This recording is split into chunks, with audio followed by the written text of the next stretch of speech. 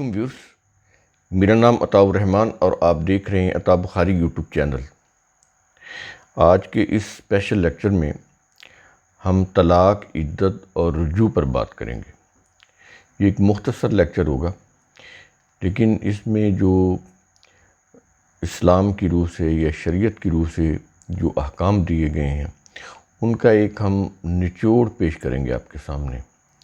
جتنی بھی اس لیکچر میں چیزیں ہوں گی وہ قرآن کی روح سے ہوگی، قرآن سے ہٹ کر روایات کی روح سے نہیں، کیونکہ آپ کو پتہ ہے کہ ہمارا یہ جو چینل ہے خالص قرآن کی آواز ہے۔ اس میں کسی فرقہ یا کسی مسلک کی کوئی آمیزش نہیں ہے۔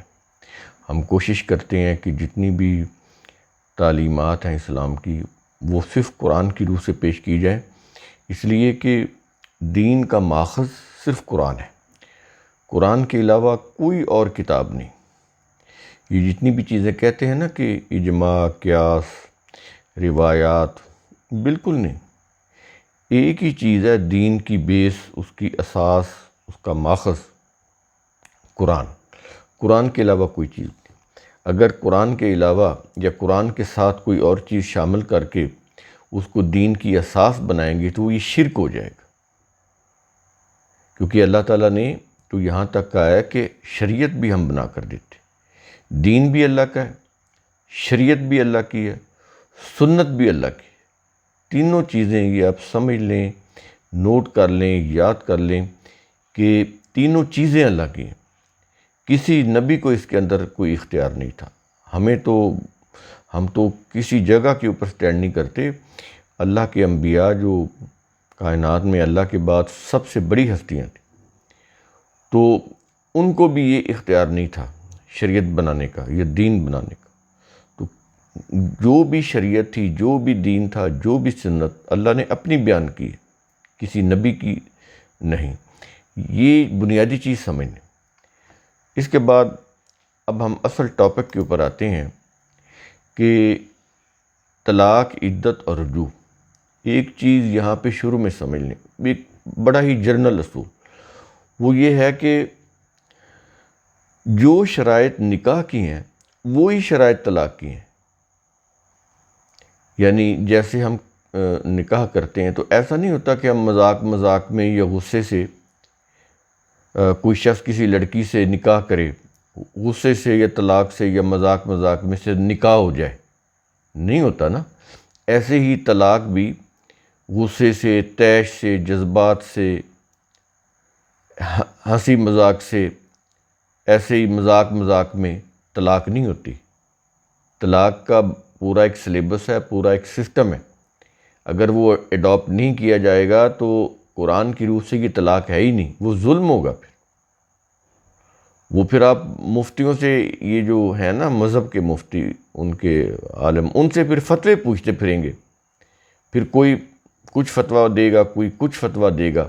قرآن کے ٹریک سے آپ ہٹ جائیں گے۔ یہ بنیادی چیز آپ سمجھ لیں۔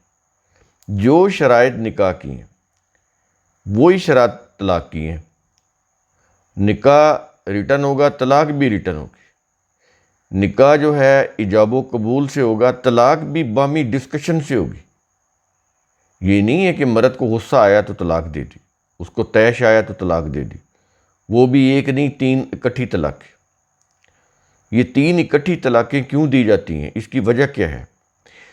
لوگوں کے ذہنوں میں بٹھا دیا گیا ہے کہ جب تک عورت کو 3 طلاقیں نہ دی جائیں اس وقت تک عورت جو ہے وہ اس کے نکاح میں رہتی ہے۔ آدمی آگے جا کے شادی نہیں کر سکتا یا عورت آگے جا کے شادی نہیں کر سکتی،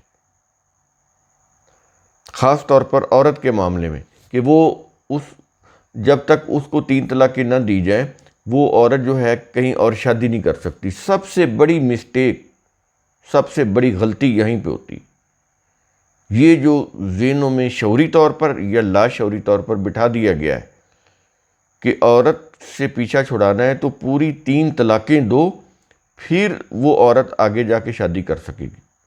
سب سے بڑی غلطی، سب سے بڑی مسٹیک یہیں سے ہوتی ہے۔ اور جتنے بھی یہ مذہب کے عالم ہیں، کسی سے آپ نے نہیں سنا ہوگا کہ وہ آپ کو یہ کہے کہ طلاق ایک ہی دینی چاہیے۔ ایک ہی طلاق کے اوپر عورت جو ہے وہ اس کے رجوع میں رہتی ہے، اگر رجوع ہو جائے تو وہ ان کا رشتہ بحال ہو جائے گا، اگر ان کا رجوع نہیں ہوتا تو وہ عورت عدت پوری ہونے کے بعد جہاں چاہے شادی کر سکتی ہے، چاہے اسی پہلے خامن کے ساتھ شادی کرے یا کسی اور مرد سے شادی کرے، عورت آزاد ہوگی ایک ہی طلاق کے اوپر۔ یہ اتنی سی چیز بھی اگر کلیئر کر دیں تو بات واضح ہو جائے، 3 طلاقیں رک جائیں۔ 3 طلاقوں کو جاری رکھے ہوئے ہیں، جب لوگ دے دیتے ہیں غصے میں، طیش میں، ان کو یہ نہیں سمجھاتے کہ غصے یا طیش میں طلاق نہیں ہوتی، یہ طلاق نہیں دینی چاہیے، غصے کی حالت میں، طیش کی حالت میں نہیں دینی چاہیے، بلکہ سوچ سمجھ کر باہمی مشاورت سے دینی چاہیے۔ یہ چیز، اس چیز کا ماحول تو نہ اس کی ٹریننگ نہ اس کا ماحول، دونوں چیزیں ہی ڈیولپ نہیں کی گئیں، سیدھے فتوے بازی پہ آتے ہیں، کیونکہ اس سے ان کی دکانداری چمکتی ہے، کاروبار چمکتا ہے۔ آگے پھر وہ پہلے تو وہ فتوے دیتے ہیں، پھر آگے وہ حلالے نکالے جاتے ہیں، وہاں پر بھی وہ کاروبار ہو رہا ہے، حلالے کے اوپر بھی۔ پاکستان میں اور پاکستان سے باہر بھی حلالے سینٹر بنے ہوئے ہیں، باقاعدہ اس کی فیس ہوتی ہے، ان کو پیسے دینے پڑتے ہیں، تو وہ پھر حلالہ کرتے ہیں۔ تو اس طرح سے یہ چیزیں جو ہیں، یہ جتنا کچھ بھی وہ کر رہے ہیں مذہب کے نام کے اوپر، یہ سارا کا سارا یہ زنا میں شامل ہوگا، کوئی حلالہ نہیں ہے۔ یہ آپ کلیئر کر لیں کہ کوئی حلالہ نہیں ہے۔ تو یہ بنیادی چیزیں سمجھ لیں، اس کے بعد ہم آتے ہیں اس کی اوورآل ڈیٹیل کی طرف۔ تو جیسا کہ ہم نے آپ کو بتایا کہ طلاق ایک ہی ہے، ایک دفعہ طلاق دینی ہے بس،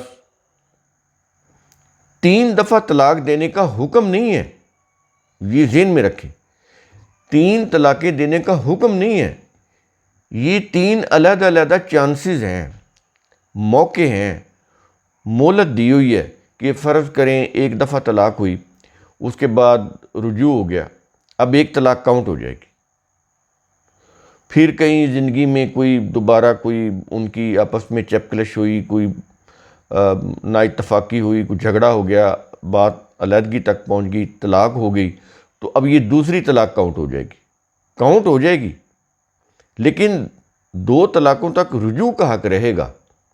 پہلی طلاق دے دی تو اس کے بعد رجوع ہو سکتا ہے، اسی طرح پھر کہیں دوبارہ لڑائی ہوئی، دوسری طلاق ہوگی، اس میں بھی رجوع ہو سکتا ہے۔ تو یہ 2 موقع ہیں، اس میں مہلت دی گئی ہے، سنبھل جائیں، لیکن وہ موقع کاؤنٹ ہو رہے ہیں، تو پھر یہ حکم تو نہیں ہے نا 3 طلاقیں دینے کا، یا تو ہو نا کہ 3 طلاقیں دینے کا حکم ہو کہ جب بھی عورت کو علیحدہ کرنا ہو تو اس کو 3 طلاقیں دے کے علیحدہ کرو، قرآن میں تو کہیں بھی نہیں ہے، تو پھر طلاق تو ایک ہی ہوئی نا۔ باقی تو وہ موقع ہیں، وہ بھی اللہ کی طرف سے ایک نعمت ہے انسانیت کے اوپر کہ وہ اتنی زیادہ سختی نہیں کرتا، کیونکہ یہ گھر کا معاملہ ہے، اس میں بچوں کی زندگی جڑی ہوتی ہے، صرف شوہر اور بیوی کی زندگی نہیں، اگر ان کے بچے ہیں تو وہ بھی، پورا ایک گھر ہے، پورا ایک نظام ہے، معاشرے کی ایک اکائی ہوتا ہے گھر۔ تو قرآن کی جو منشا ہے، اللہ کی جو منشا ہے کہ یہ جو رشتہ ایک دفعہ جڑا ہے، اس کے لیے میکسیمم کوشش کی جائے کہ یہ جڑا رہے، ٹوٹے نہیں۔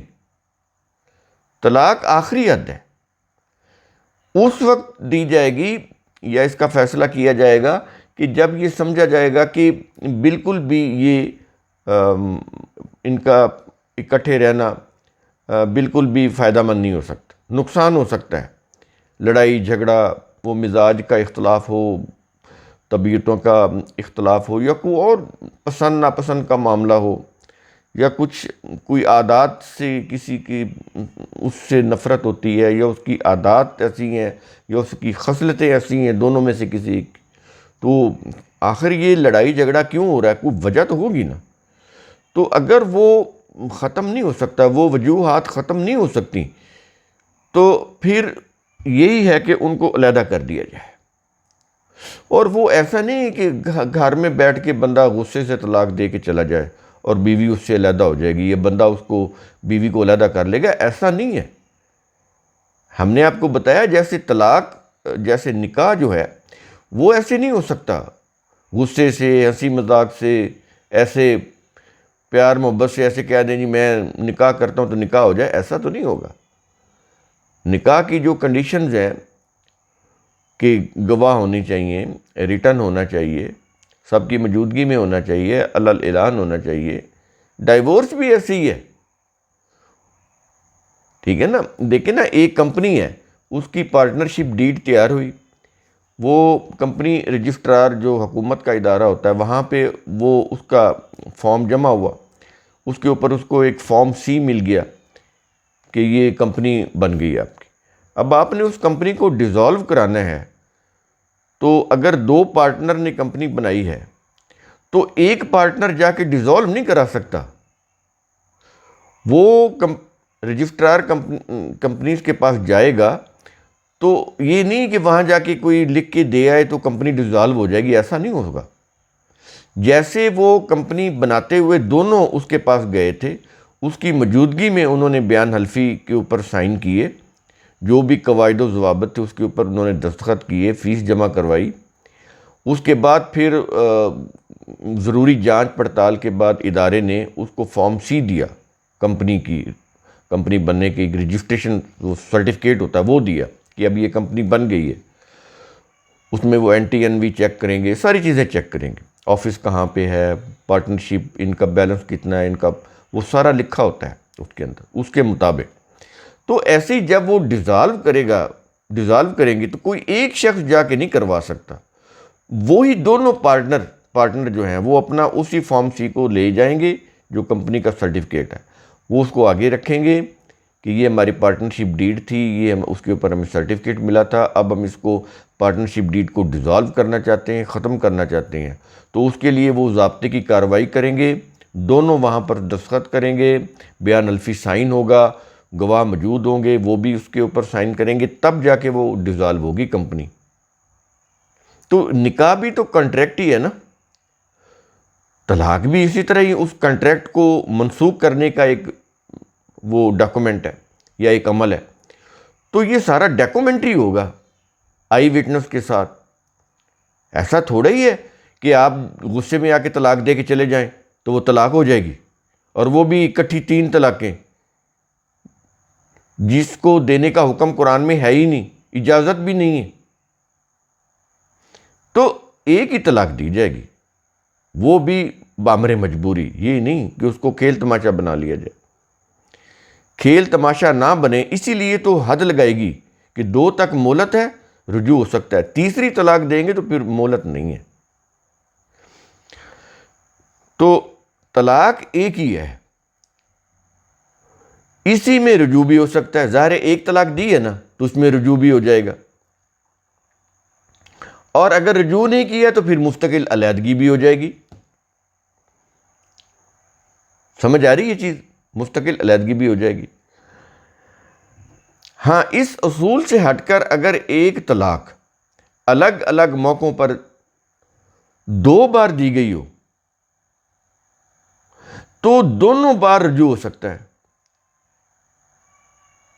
ایک طلاق دی، رجوع ہو جائے گا 3 حیض یا 3 مہینے، اگر حیض نہیں آ رہا تو پھر 3 مہینے۔ تو اسی طرح یہ دیکھیں کہ اگر یہ ایک موقع گزر گیا، پھر کسی دوسرے موقع کے اوپر یہی عمل ہو گیا طلاق کا، تو طلاق دی، رجوع ہو گیا، واپسی ہو جائے گی۔ تو یہ 2 الگ الگ موقع ہیں رجوع کے، 2 الگ الگ طلاقیں، 2 الگ الگ مواقع رجوع کے۔ تیسری طلاق کے اوپر رجوع کا موقع نہیں ہے، پھر وہ ختم ہو جائے گا سلسلہ ہمیشہ کے لیے، تاکہ لوگ اس کو تماشا نہ بنا لیں کہ جب جی چاہا طلاق دے دی، جب جی چاہا وہ رجوع کر لیا۔ تو اس لیے قرآن نے ایک لمٹ لگا دی، ایک حد مقرر کر دی کہ 2 تک ہے، اس سے زیادہ نہیں۔ تو 2 بار طلاق ہے اور 2 بار رجوع ہے، ایک موقع کے اوپر ایک ہی طلاق ہے۔ ظاہر ہے کامن سینس سے آپ سوچیں نا تو آپ کو چیزیں سمجھ آ جائیں گی کہ ایک موقع کے اوپر ایک ہی طلاق ہے۔ ہر ایک طلاق کی جو عدت ہے وہ 3 حیض ہے یا 3 ماہ ہے۔ اگر حیض نہیں آتے یا کوئی بے قاعدگی ہے، حیض کے اندر باقاعدہ نہیں آ رہے ریگولرلی، تو پھر 3 ماہ ہے یہ چیز۔ اچھا، ایک طلاق کی صورت میں 3 حیض یا 3 ماہ گزرنے سے پہلے تک شوہر کو رجوع کرنے کا اختیار حاصل ہے۔ طلاق دی، 3 حیض یا 3 ماہ تک شوہر کو رجوع کرنے کا اختیار ہے۔ اگر شوہر 3 حیض یا 3 ماہ گزرنے سے پہلے رجوع کر لیتا ہے، 3 حیض یا 3 ماہ سے پہلے رجوع کر لیتا ہے تو نکاح برقرار رہے گا۔ اس صورت میں نئے نکاح کرنے کی کوئی ضرورت نہیں ہے، کیونکہ رجوع ہو گیا اس مدت کے اندر اندر۔ یہ چیزیں آپ سمجھ لیں۔ لیکن اگر شوہر 3 حیض یا 3 ماہ کی عدت ختم ہونے سے پہلے تک رجوع نہیں کرتا تو عدت ختم ہوتے ہی نکاح ٹوٹ جائے گا۔ جیسے عدت ختم ہوگی، یعنی وہ 3 مہینے یا 3 حیض، جیسے ہی وہ مدت ختم ہوگی تو یہ جو نکاح ہے یہ ٹوٹ جائے گا، اب نکاح باقی نہیں رہے گا۔ اس کے بعد وہ عورت کسی سے بھی نکاح کرنے میں آزاد ہوگی۔ اب یہ ایک دفعہ جب رجوع نہیں ہوا تو وہ مدت گزر گئی، اب عورت جو ہے یہ آزاد ہے، جہاں چاہے کسی بھی مرد سے شادی کر سکتی۔ پہلا جو شوہر ہے اس کے اوپر زبردستی نہیں کر سکتا، اس کا اختیار ختم ہو گیا۔ اس کا اختیار تھا اس 3 مہینے کے اندر اندر، 3 حیض کے اندر اندر اس کا اختیار تھا۔ وہ اس کو راضی کر سکتا تھا، کوئی زبردستی سے بھی کہہ سکتا تھا کہ نہیں ہم نے رہنا ہے، ہمارے بچے ہیں، ہم نے اپنے گھر کو بسانا ہے، جیسے بھی ہے تو کسی طرح سے بھی کر کے وہ کر سکتا تھا۔ لیکن جب یہ پیریڈ گزر گیا تو پھر آدمی اس کے اوپر کوئی زبردستی بھی نہیں کر سکتا، عورت آزاد ہوگی۔ اب یہ جو آدمی ہے اس کا اس عورت سے اب کوئی تعلق نہیں رہ گیا۔ تو جیسے ہی رجوع کی مدت ختم ہوئی، رجوع نہیں ہوا، طلاق پڑ گئی، عورت علیحدہ ہو گئی، اب وہ چاہے تو اسی سابقہ شوہر سے دوبارہ نکاح کر سکتی ہے اگر یہ دونوں راضی ہوں تو، یہی جس نے طلاق دی ہے پہلا شوہر، یا پھر کسی اور مرد سے نکاح کرے۔ یعنی اس میں عورت کی مرضی چلے گی، بندے کی مرضی نہیں چلے گی۔ بندہ اس کے اوپر کوئی زبردستی نہیں کر سکتا۔ اگر وہ ہنسی خوشی راضی ہو کر پہلے شوہر سے نکاح کرنا چاہتی ہے تو وہ کر سکتی ہے، اگر نہیں کرنا چاہتی تو آدمی اس کے اوپر زبردستی نہیں کر سکتا۔ پھر یہ عورت جہاں جس سے چاہے نکاح کر سکتی ہے، کوئی اس کو روکنے والا نہیں ہو سکتا، شرعاً کوئی اس کو روک نہیں سکتا، سابقہ شوہر اس کے اوپر کوئی دباؤ نہیں ڈال سکتا۔ اس کے بعد ایک طلاق سے علیحدگی ہو جانے کے بعد اب اگر وہی دونوں سابقہ شوہر اور بیوی دوبارہ پھر سے ساتھ رہنا چاہیں تو ایسی صورت میں انہیں دوبارہ نئے سرے سے 2 گواہوں کی موجودگی میں نئے مہر کے ساتھ نکاح کرنا ہوگا۔ سمجھ آ گئی یہ چیز؟ اگر مدت جو 3 ماہ کی یا 3 حیض کی اس کے اندر اندر رجوع ہو جائے تو پھر نکاح کی ضرورت نہیں ہے، پھر تو رجوع ہو گیا نا، نکاح فسخ نہیں ہوگا، قائم رہے گا۔ لیکن اگر وہ مدت گزر گئی اور عورت علیحدہ ہو جائے گی اس سے، تو پھر اس کے بعد اگر یہ دونوں میاں بیوی، پچھلا جو اس کا سابقہ جو شوہر ہے وہ اور یہ عورت، اگر پھر سے دوبارہ نکاح کے بندھن میں بندنا چاہیں تو پھر انہیں نئے سرے سے نکاح کرنا ہوگا۔ اب یہ تو ہو گیا نا ایک طلاق کی صورت ہے۔ اب دوسری بار طلاق میں رجوع ہو سکتا ہے، جیسے پہلی طلاق میں رجوع ہے، دوسری بار میں بھی رجوع ہے، لیکن تیسری بار طلاق دینے پر ہمیشہ کی علیحدگی ہو جائے گی، مستقل علیحدگی ہو جائے گی۔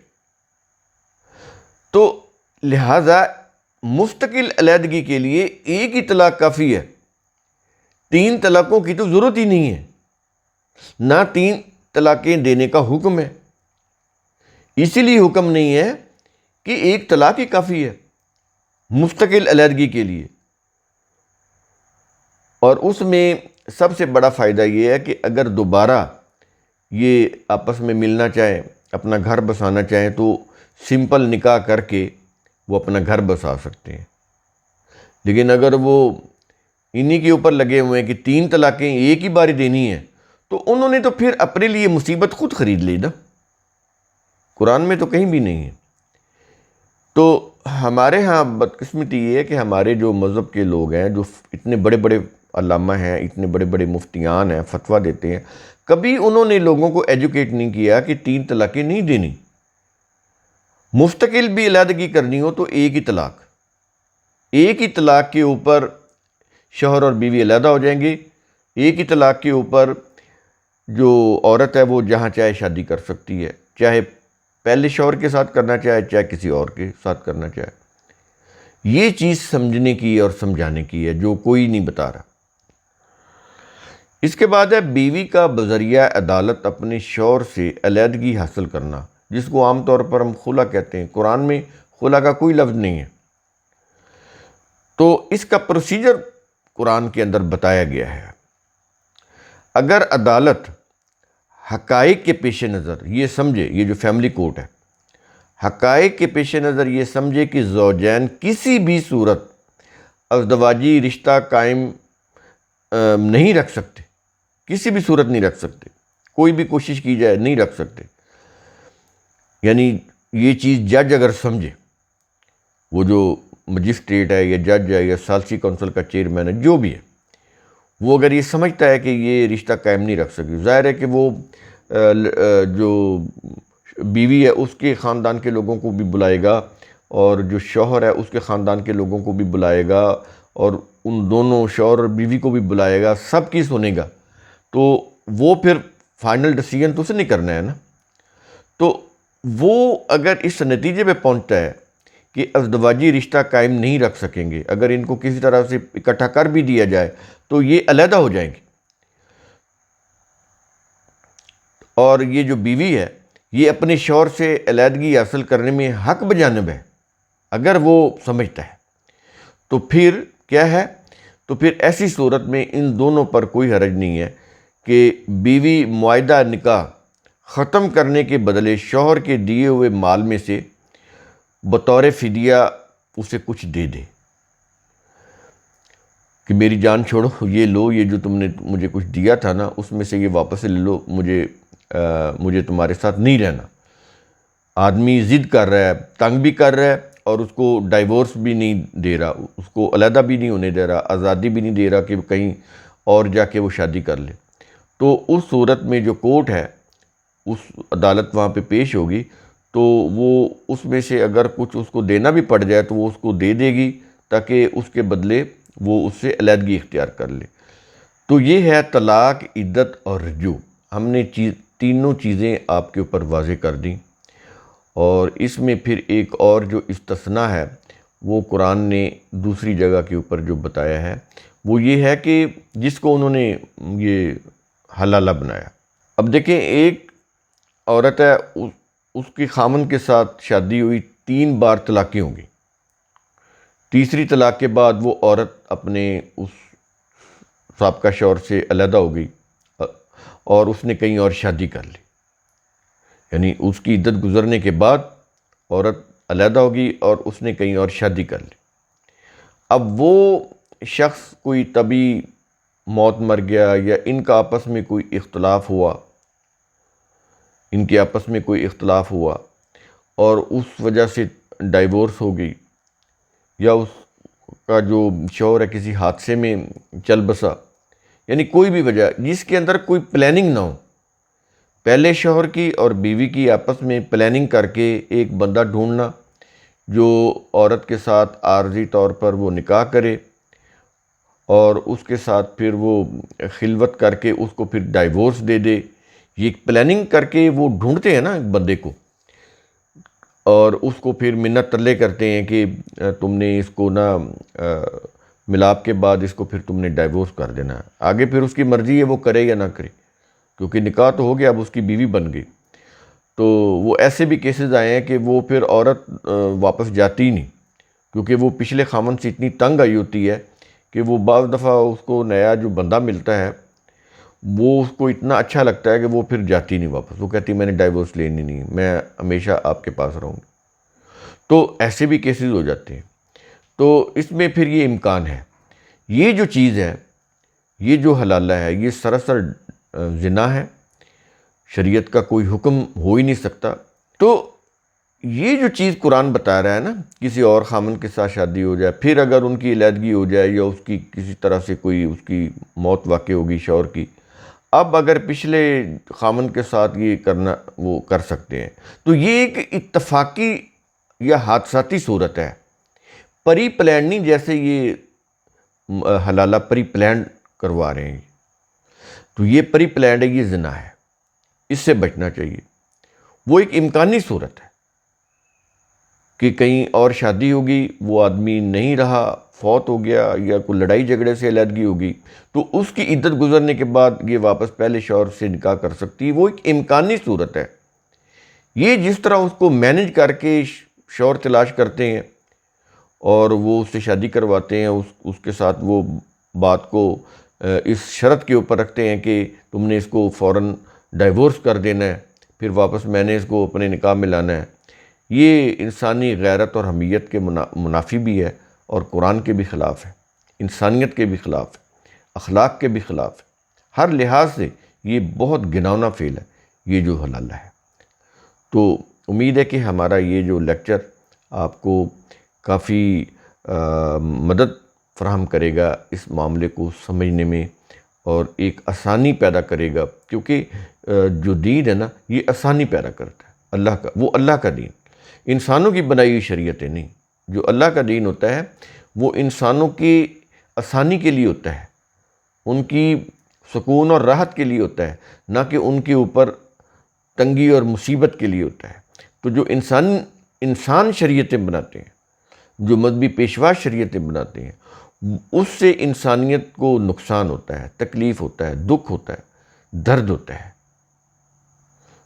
تو قرآن کریم کا اصول ثم تتفکر، اس کی روح سے آپ خود بھی سوچا کریں، سمجھا کریں، غور و فکر کیا کریں۔ شکریہ۔